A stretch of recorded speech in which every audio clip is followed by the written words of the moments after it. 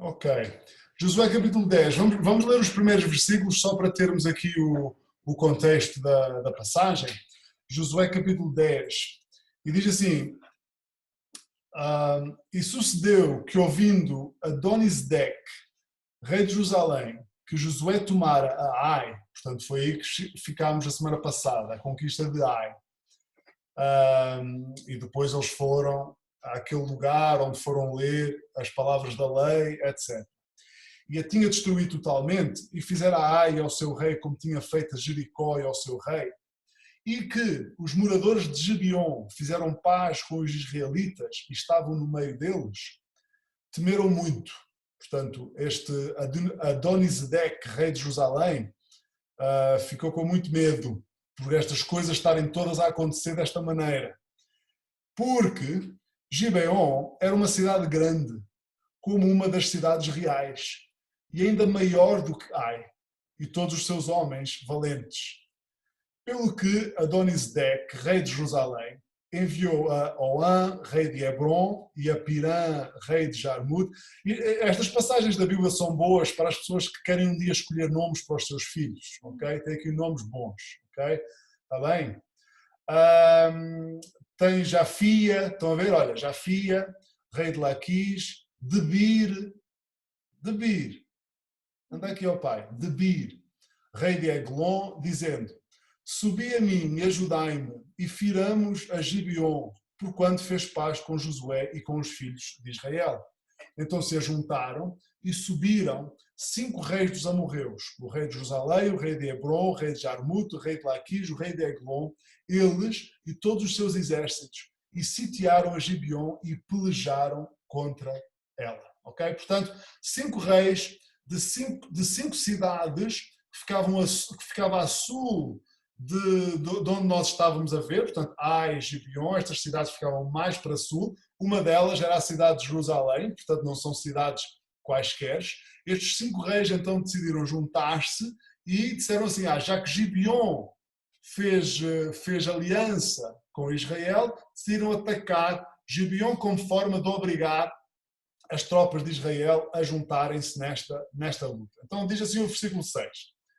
Enviaram, pois, os homens de Gibeon a Josué ao arraial de Gilgal, dizendo: Não retires as tuas mãos dos teus servos, sobe apressadamente a nós e livra-nos e ajuda-nos, porquanto todos os reis dos amorreus que habitam na montanha se ajuntaram contra nós. Então subiu Josué de Gilgal, ele e toda a gente de guerra com ele, e todos os valentes e valorosos. Portanto, então temos aqui um conflito. O rei de Jerusalém sentiu-se ameaçado por todos aqueles acontecimentos recentes, juntou-se a estes outros 4 reis para tomarem medidas contra Gibeão, e então não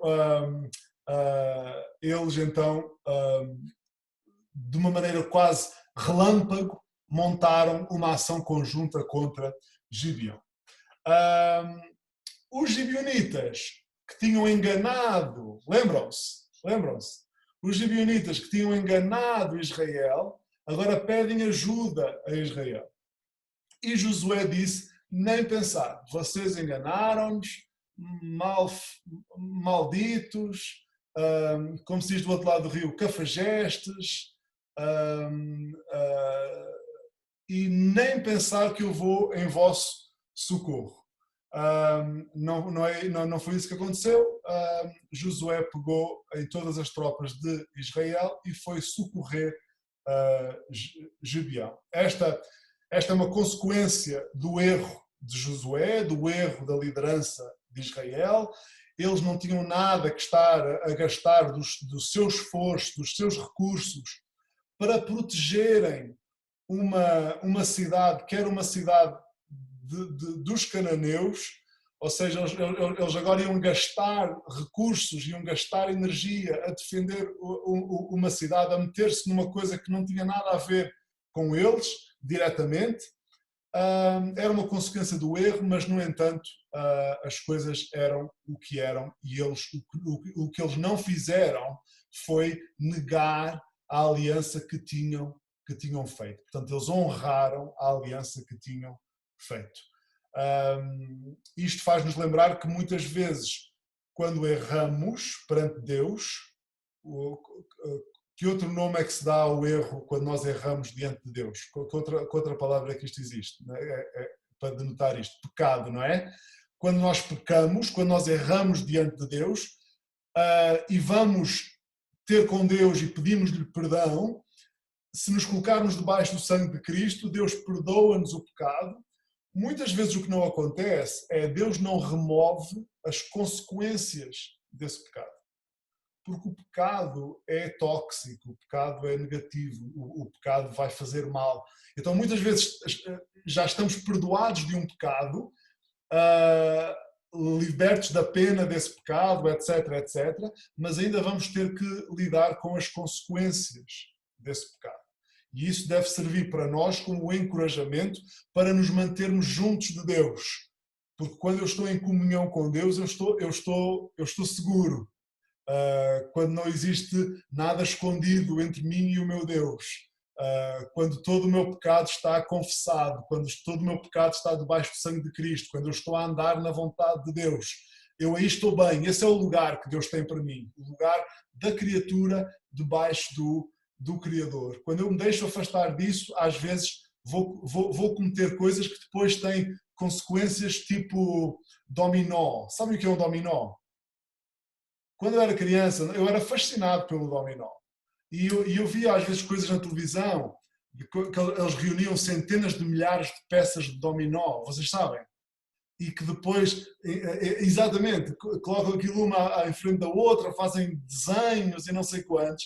E depois daquilo começar a cair, não há nada a fazer. É muito difícil parar aquilo a meio. Quando aquilo começa a cair, acabou. E muitas vezes o nosso pecado vai funcionar assim. A gente pensa,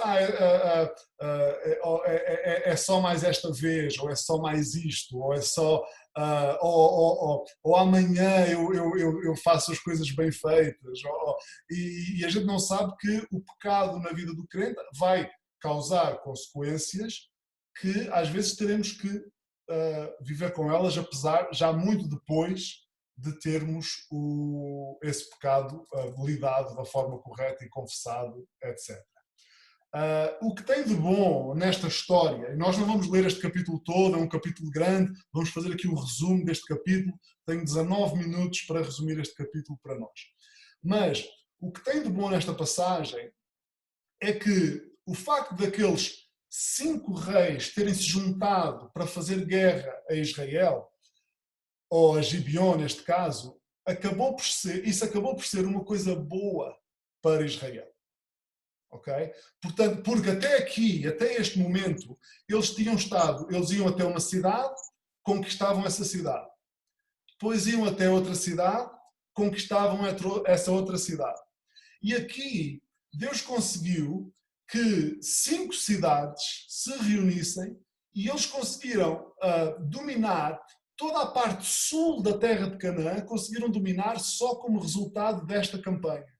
Ou seja, o facto daqueles 5 reis se terem juntado facilitou a conquista da terra. E nós aqui o que é que aprendemos? Deus é tão bom e Deus é tão gracioso que às vezes Deus consegue encaixar de alguma maneira até os nossos erros naquilo que é o seu plano mais largo. Mas isto não é desculpa para errar, isto não é desculpa para pecar, atenção.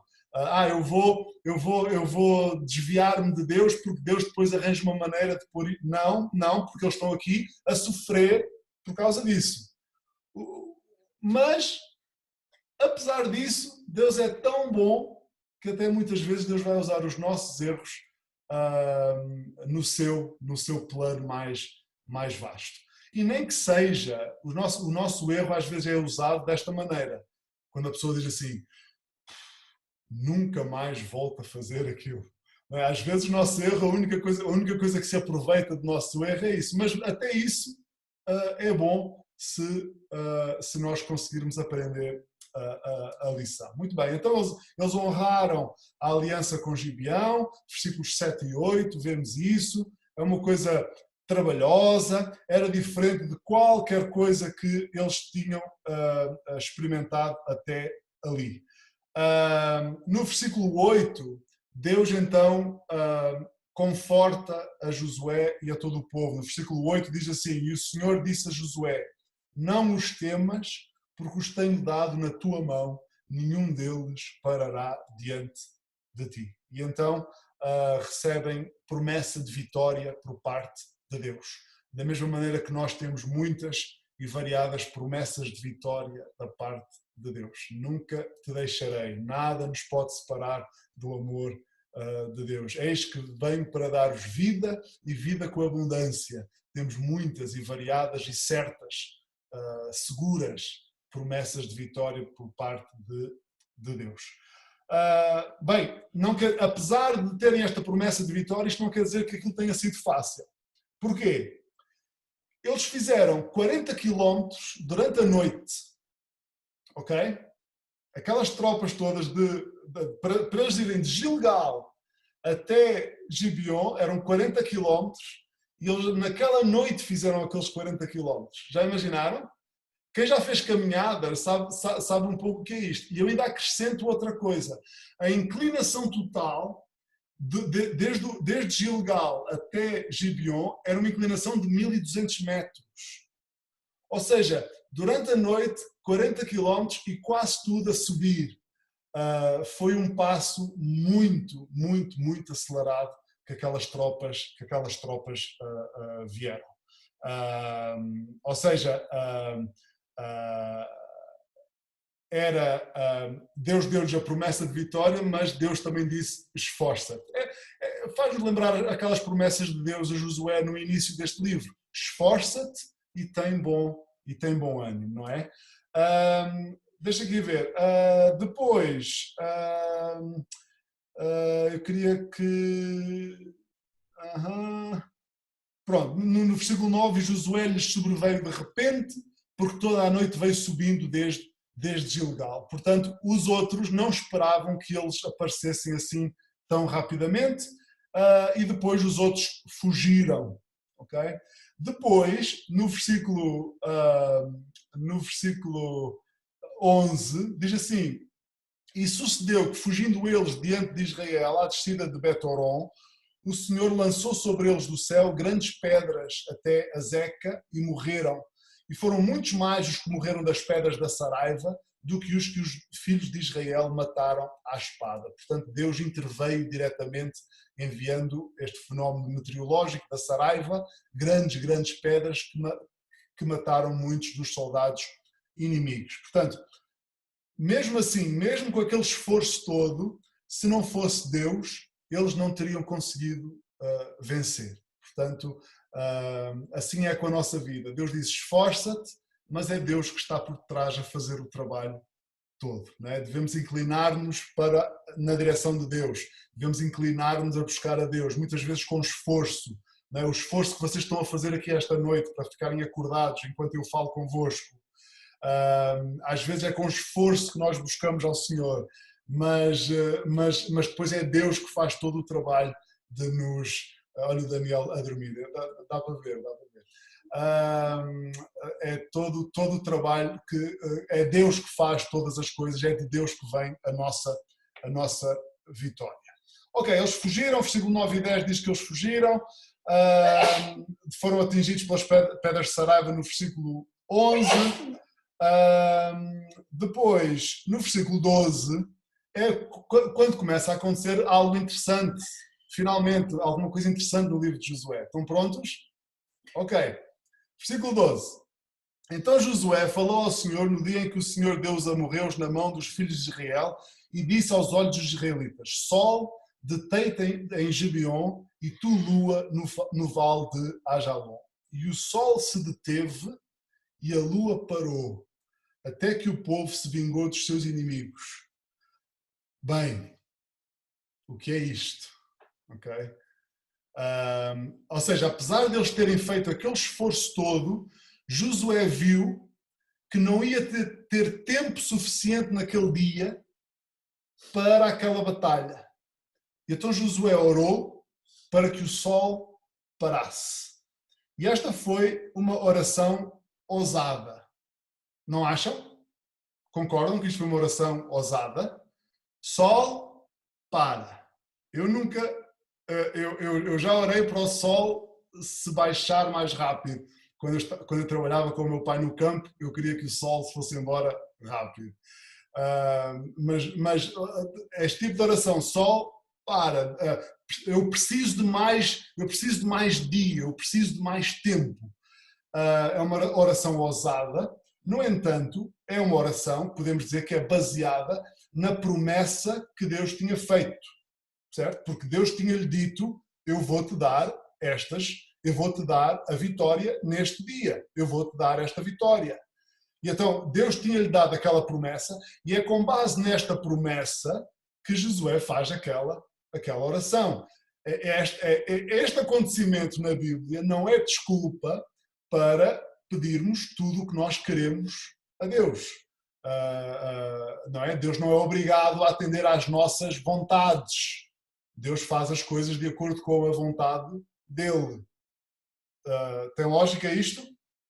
Devemos buscar a vontade de Deus, é isso que nós queremos. E Deus, a vontade dele já era clara.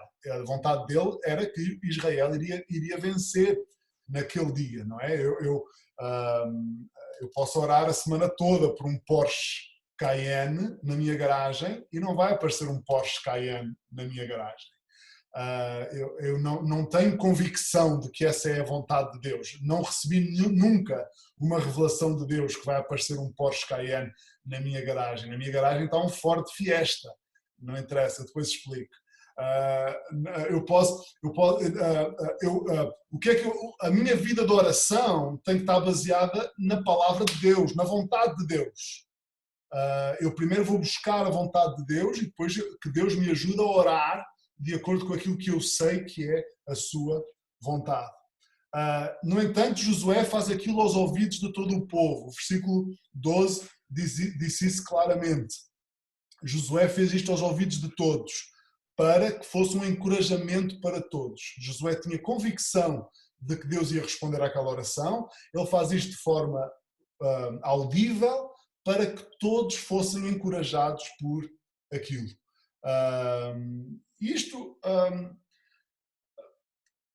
Também fazemos bem em encorajar outros com a forma como Deus vai agindo poderosamente nas nossas vidas. Por isso é que eu gosto quando a gente compartilha uns com os outros as nossas vitórias, as nossas respostas às orações, as nossas aquelas vitórias, até aquelas vitórias interiores que Deus nos vai dando, porque o agir de Deus na minha vida é um encorajamento para aqueles à minha volta. Não é um encorajamento para aqueles à minha volta, quando a minha forma de partilhar é Deus deu-me isto porque a minha fé é maior do que a vossa fé, e Deus deu-me isto porque eu sou muito melhor que vocês, eu oro melhor, eu vou à igreja, eu dou mais dinheiro à igreja. Portanto, assim as pessoas não são encorajadas. Okay? Mas as pessoas são encorajadas quando eu digo assim, olha, eu, apesar de ser um vil e miserável pecador, mesmo assim, Deus tem-se mostrado fiel e amoroso e bondoso, e Deus tem-se mostrado poderoso na minha vida. E devemos encorajar-nos uns aos outros, temos mandamento bíblico para nos encorajarmos uns aos outros. Então o que é que Deus fez com esta oração de Josué? Como é que Deus respondeu? Versículo 13, já lemos, o sol se deteve, a lua parou, até que o povo se vingou dos seus inimigos. E depois diz assim, isto não está escrito no livro do reto ou no livro do justo? O sol, pois, se deteve no meio dos céus e não se apressou a pôr-se quase um dia inteiro, e não houve dia semelhante a este, nem antes nem depois dele, ouvindo o Senhor assim a voz de um homem, porque o Senhor pelejava por Israel. Ok, então, a primeira coisa,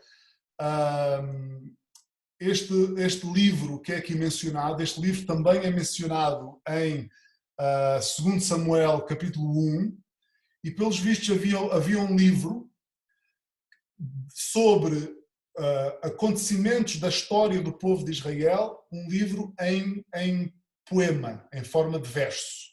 Okay?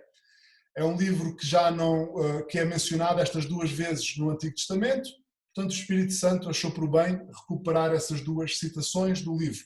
Não significa que fosse um livro inspirado por Deus, mas estas duas citações tornaram-se inspiradas por Deus, porque Deus achou por bem pedir emprestado estes versos destes poemas para estas duas citações. Ok, então o Sol, toda a gente sabe, o Sol anda em redor da Terra e o Sol parou. É isso?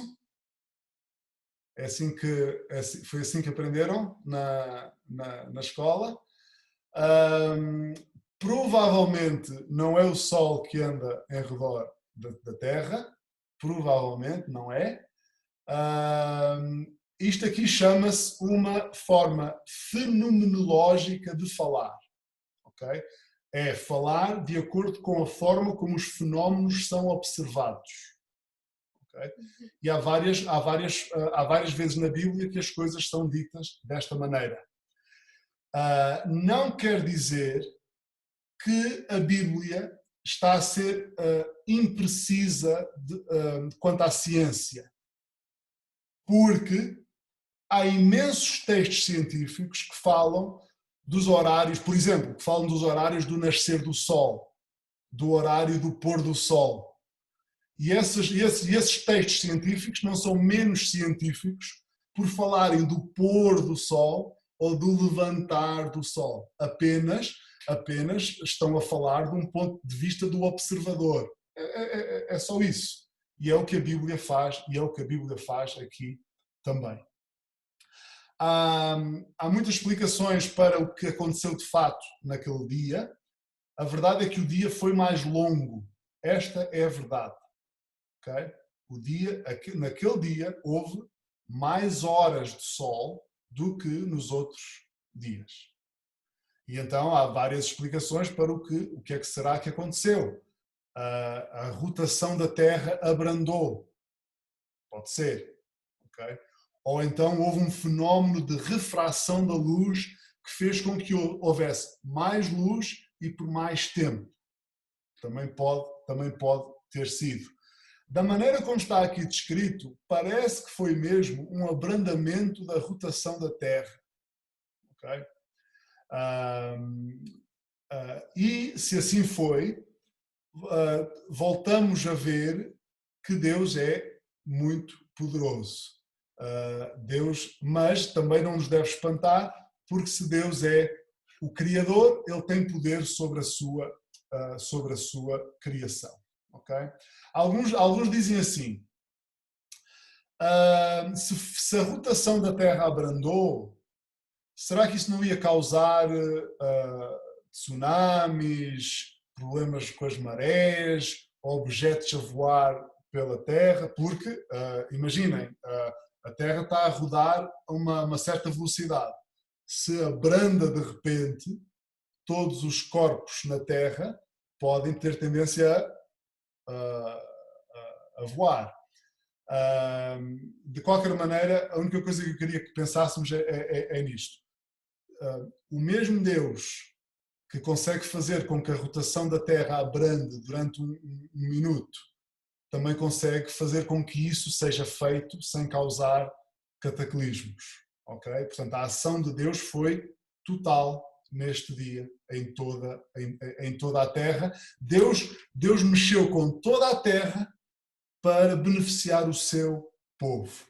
Da mesma maneira que Deus faz tudo o que for preciso para nos beneficiar a nós. E não foi isso que Ele fez, enviando o seu Filho para vir morrer pelos nossos pecados. O próprio Jesus disse, o bom pastor é aquele que tem 100 ovelhas, mas se uma delas se perder, ele deixa as 99 e vai à procura daquela uma que se perdeu. Portanto, se temos um Deus, se Deus é o nosso Pai, se já estamos nele por Cristo, temos um Deus que é capaz de fazer tudo em nosso favor, e isso é algo que nos deve dar um pouco de alívio, um pouco de descanso e um pouco de paz. Deus move os céus e a terra em favor dos seus filhos. Porque sabem que o medo e a ansiedade, se não os levarmos aos pés da cruz, também são pecado. Não temos razões nenhumas para deixar de confiar neste Deus que é capaz de fazer tudo em nosso favor. Temos muitas promessas de Deus e não temos razões nenhumas para começar a duvidar agora. Não há coronavírus nenhum que nos afaste das promessas que temos em Deus. Concordam? Amém? Muito bem. Outra coisa interessante nesta passagem é o seguinte: os cananeus, portanto, todos aqueles 5 reis eram cananeus. Porquê é que eram cananeus? Porque eram de Canaã. Fácil, não é? E todos os cananeus eram pagãos e 2 dos deuses principais deles era precisamente o Sol e a Lua. Eles eram adoradores do Sol e adoradores da Lua. E o facto de Deus de Israel ter mexido precisamente com os deuses deles, aquilo deve ter abalado com eles de uma maneira tremenda. Aquilo deve ter tido um efeito desolador. Porque o Sol e a Lua eram os deuses mais poderosos que havia, segundo eles. E eis que se tinha apresentado para a batalha naquele dia um Deus que era capaz de mandar parar aqueles deuses menores que eles serviam. Portanto, o nosso Deus está acima de todos os deuses. E era Deus que pelejava por Israel, diz o versículo 13. Muito bem, depois há uma enorme derrota, versículos 16 até o versículo 24, temos esta derrota. Os reis dos amorreus fugiram para uma caverna, portanto eles foram se esconder num buraco. Depois Israel matou quase a totalidade dos soldados e foram atrás dos reis. Vejam o versículo 25, por favor. Versículo 25. Isto depois da batalha, Josué então encoraja os seus soldados, depois daquela vitória. Então Josué lhes disse: não temais, nem vos espanteis, esforçai-vos e animai-vos, porque assim fará o Senhor a todos os vossos inimigos contra os quais pelejastes. E depois disto Josué os feriu e os matou e os pendurou em 5 madeiros, isto os reis, depois de eles terem sido apanhados, e ficaram enforcados nos madeiros até à tarde. E sucedeu que ao tempo do pôr do sol, deu Josué a ordem que os tirassem dos madeiros e lançaram-nos na cova onde se esconderam e puseram grandes pedras à boca da cova e ainda ali estão até ao mesmo dia de hoje. Portanto, vitória total. Josué encorajou o povo, Josué utilizou um tipo de linguagem muito parecida à linguagem que Deus tinha utilizado com ele no princípio do livro. E isto diz-nos que nós devemos ajudar outros da mesma maneira que Deus nos ajuda a nós. Lembrar-nos de vitórias passadas ajuda-nos nas lutas de hoje.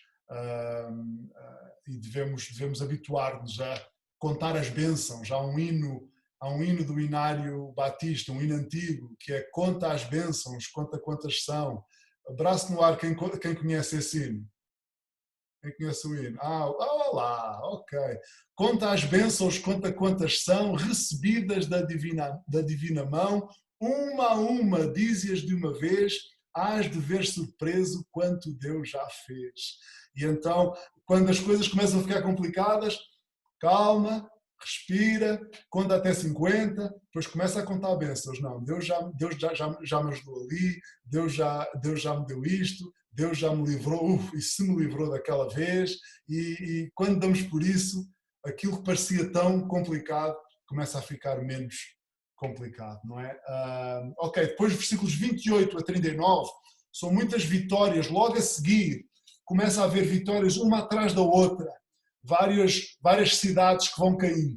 Não vamos ler, mas versículo 28 temos Maquedá, 29 temos Libna, 31 temos Laquis, 34 temos Eglon, 36 temos Hebron, 38 temos Debir, e então várias vezes ao longo do livro, do capítulo, é-nos lembrado que estas vitórias são do Senhor. Do versículo 30 diz assim, e também o Senhor a deu na mão de Israel. Versículo 32, e o Senhor deu a Laquis na mão de Israel. A vitória é do Senhor. Devemos louvar ao Senhor e fazer com que outros o louvem também. E eles voltam para Gilgal sem terem conquistado Jerusalém. Portanto, aqui já viram, depois destas vitórias todas, depois deste dia incrível e destes dias incríveis de vitórias, eles decidem assim, Jerusalém é complicada demais para conquistar. E pararam. E voltaram para trás. Não conquistaram Jerusalém. E Jerusalém continuou nas mãos dos pagãos durante muitos anos depois daquilo. E só foi completamente conquistada por Davi, mais de 400 anos depois. É que Davi finalmente conquista Israel logo no início do seu reinado. Irmãos, vamos só ler o finalzinho do capítulo 10, para termos aqui um resumo. Versículo 40, Josué 10, 40. Diz assim, um resumo disto tudo. Assim feriu Josué toda aquela terra, e as montanhas, o sul e as campinas e as descidas das águas, e a todos os seus reis, nada deixou de resto, mas tudo o que tinha fogo destruiu, como ordenara o Senhor, Deus de Israel. E Josué os feriu desde Cades Barné e até Gaza, como também toda a terra de Gozen e até Gibeon. Há uma Gozen no Egito, se lembrarem, mas esta é outra, ok? Versículo 42, e de uma vez tomou Josué todos estes reis e as suas terras, porquanto o Senhor, Deus de Israel, pelejava por Israel. Então Josué e todo Israel com ele se tornou ao arraial em Gilgal.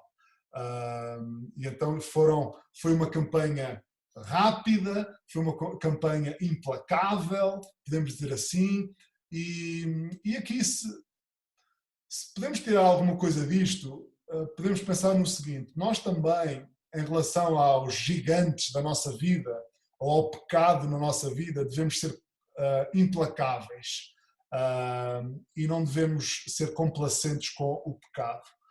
Devemos remover tudo da nossa vida que não se parece com Cristo. O Miguel Ângelo é um escultor italiano. Não sei, o irmão João, não, é mais antigo ainda. O Miguel Ângelo, complicado. O Miguel, isto é maldade do meu coração. Isto é maldade do meu coração. Orem pelo pastor da igreja. Orem não me atire a almofada, irmão João. Orem pelo pastor da igreja. Muito bem. O que é que eu ia dizer? O Miguel Ângelo, perguntaram-lhe uma vez sobre como é que ele fazia as estátuas. E ele dizia assim, olha, ele disse assim, eu começo com um bloco de mármore, se eu quiser fazer a estátua de um cavalo. Eu começo com um bloco de mármore e depois, é muito fácil. O que é preciso fazer é tirar do bloco de mármore tudo o que não se parece com um cavalo. Simples, não é? Parece simples. E Deus, se nós estamos em Cristo, Deus começou em nós uma obra e a promessa é que Ele vai terminar essa obra. Essa é a promessa que temos dele. Mas é uma obra meticulosa, é uma obra que leva o seu tempo e em que Deus vai removendo de nós tudo o que não se parece com Cristo. E vamos ficando, no final, vamos ficando cada vez mais parecidos com Cristo. E então é neste trabalho que Deus nos diz assim, tem bom ânimo e esforça-te. Deus faz isto em nós, mas temos que nos aproximar de Deus e temos que cooperar com Deus nesta obra, que sejamos implacáveis e a remover da nossa vida tudo aquilo que não se parece com Cristo, porque Cristo é o que de mais real temos na vida, é o nosso Salvador. Ele é que é real. Há muitas coisas neste mundo que parecem isto, parecem aquilo e depois se esfumam e não têm valor, mas Cristo é a realidade.